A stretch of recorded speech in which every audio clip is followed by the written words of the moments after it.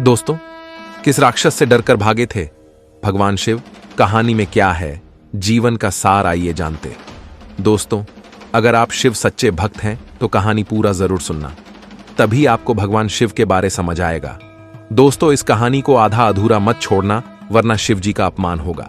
दोस्तों, जैसा कि आप जानते, भगवान शिव के आसानी से प्रसन्न होने और वरदान देने की दर्जनों कहानियां सुनाई जाती हैं। ऐसे ही एक बार शिव जी एक राक्षस को वरदान देकर मुसीबत में पड़ गए थे। अंत में भगवान विष्णु ने उस राक्षस का वध किया और शिव जी को छुटकारा दिलाया था।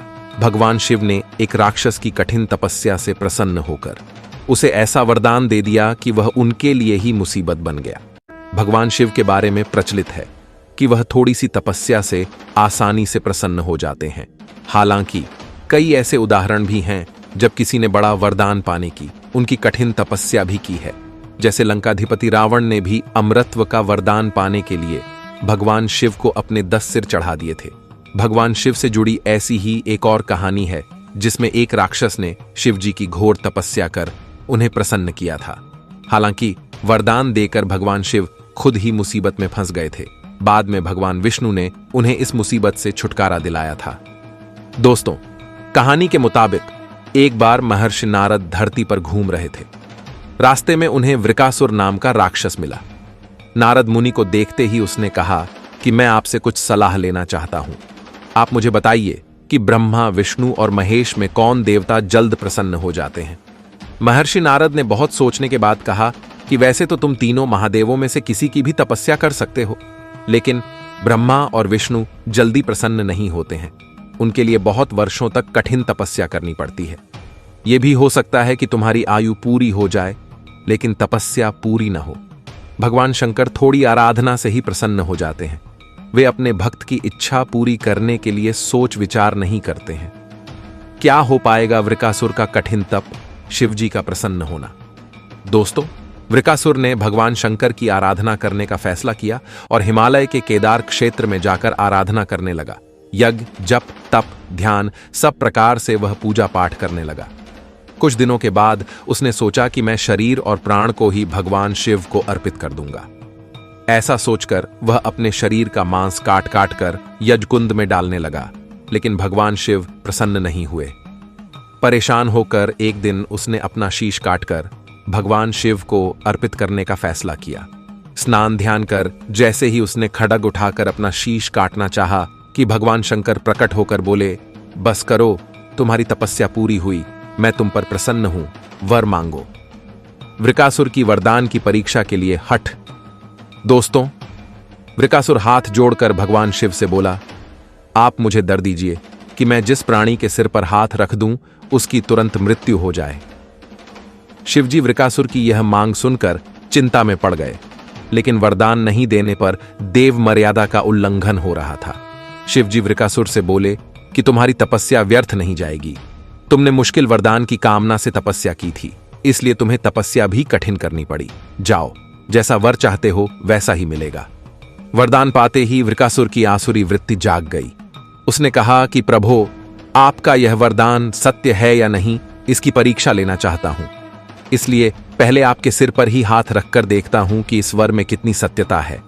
दोस्तों, क्यों मांगना पड़ा भगवान शिव को विष्णु जी से मदद? दरअसल भगवान शंकर ने सोचा कि यह राक्षस कुछ नहीं सुनेगा। जब वृकासुर शिवजी के सिर पर हाथ रखने के लिए आगे बढ़ा तो वह वहां से भागने लगे। इस पर वृकासुर का क्रोध बढ़ गया।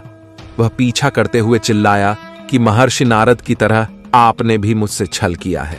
वरदान की परीक्षा से डरकर क्यों भाग रहे हैं? शिवजी भूमंडल छोड़कर देवलोक तक भागते रहे और वृकासुर भी उनका पीछा करता रहा। अंत में भगवान शिव विष्णु लोक पहुंचे और विष्णु जी को अपनी परेशानी बताई। विष्णु जी ने हंसकर कहा कि कुछ भी हो, आपके वरदान की सत्यता तो सिद्ध करनी ही होगी। भगवान विष्णु ने योगमाया से एक वृद्ध तेजस्वी ब्रह्मचारी का स्वरूप बनाया। भगवान विष्णु को जब वृकासुर आता हुआ दिखाई दिया तो उन्होंने आगे बढ़कर उसे प्रणाम किया। उन्होंने वृकासुर से कहा कि असुरराज, कहां भागे जा रहे हैं? लगता है कि आप बहुत थक गए हैं, शरीर को थोड़ा आराम दीजिए। आप सब प्रकार से समर्थ हैं, फिर भी मेरे योग्य कोई काम हो तो बताइए। अक्सर लोग अपने मित्रों और सहायकों से ही अपने काम पूरा करा लेते हैं।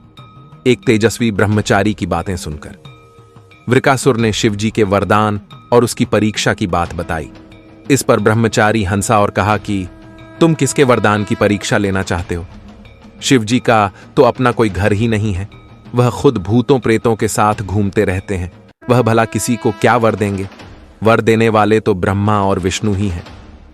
विष्णु जी ने वृकासुर से कहा कि तुम्हें वरदानी होना था तो ब्रह्मा या विष्णु की आराधना करनी चाहिए थी। शिवजी के पीछे बेकार दौड़ रहे हो। वरदान देने वाला तो खुद इतना शक्तिशाली होता है कि उसके वरदान का असर खुद उस पर नहीं हो सकता है। उन्होंने तो तुम्हें झूठ मूठ का वरदान दिया है। तुम्हारी तपस्या बेकार चली गई। ब्रह्मचारी की बात सुनकर वृकासुर निराश हुआ। उसका मनोबल टूट गया। वह कहने लगा कि मुझे तो देवर्षि नारद ने शिव की आराधना करने को कहा था। ब्रह्मचारी ने कहा कि तुमने नारद मुनि पर भरोसा कर लिया। वह तो ऐसे घुमक्कड़ साधु हैं जो सभी को उलटी सलाह ही देते हैं। अगर तुम्हें मेरी बात पर भरोसा नहीं हो तो अपने सिर पर हाथ रखकर देख लो कि कैसे शिव ने तुम्हें झूठा वर देकर बहकाया है। दोस्तों, वृकासुर का भस्म होना और जीवन का सार। वृकासुर का मनोबल बुरी तरह टूट चुका था। उसे ब्रह्मचारी की बात पर भरोसा हो गया कि शिवजी ने भी उसके साथ छलकर झूठा वरदान दिया है। उसका विवेक नष्ट हो गया। उसने वरदान की सत्यता का परीक्षण करने के लिए अपना हाथ अपने ही सिर पर रख लिया। सिर पर हाथ रखते ही भयंकर अग्निपुंज प्रकट हुआ और वृकासुर उसमें भस्म हो गया। भगवान शिव, विष्णु जी और वृकासुर की इस कहानी में जीवन का अहम सार छुपा है।